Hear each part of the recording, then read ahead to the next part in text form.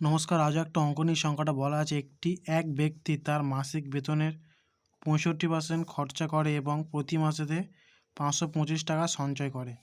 ব্যক্তিটির মাসিক বেতন কত? উত্তর হবে 1500 টাকা মাসিক বেতন। ধরি সে মোট বেতন ধরেছি 100%, তোমাদের কত পার্সেন্ট খরচা করছে বলছে 65% খরচা করেছে। তাহলে আর কত পার্সেন্ট পড়ে আছে? 35% পড়ে থাকে। 61%-এর মধ্যে 100% 65% খরচা করলে 35% পড়ে থাকে, এটা তাহলে সে জমাচ্ছে, সঞ্চয় করছে। আর এখানে কত বলেছে প্রতি মাসে কত টাকা সঞ্চয় করে? 525 টাকা, মানে এইটা খরচা করে এত টাকা জমায়। তাহলে বলতে পারি যে 35% মানে 525 টাকা, সঞ্চয় 525 টাকা। 35% মানে 525, এক মানে কত? 525/35, 100 মানে কত? 525/35 ইন্টু 100। এটা দিয়ে কাটাকুটি করি আমরা। 5 দিয়ে কাটলে 5 একে 5, 5 7 35। এটা দিয়ে 5 দিয়ে কাটি, 5 একে 5, 0, 5 5 25।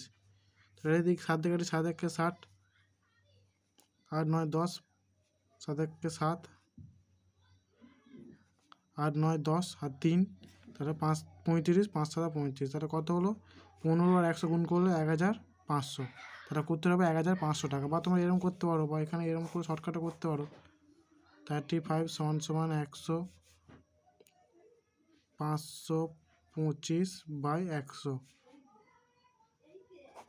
এখানে করে রাফে করে তোমাদের এখানে 35/সমান 5 2 5। এটা কাটাকুটি করে উপর কাটাকুটি হবে, সেই কারণে এটা 15 আসবে আর 1500। যেরকম করে করবে একই উত্তর কত হবে? 1500 টাকা। আশা করি সব বুঝতে পেরেছ।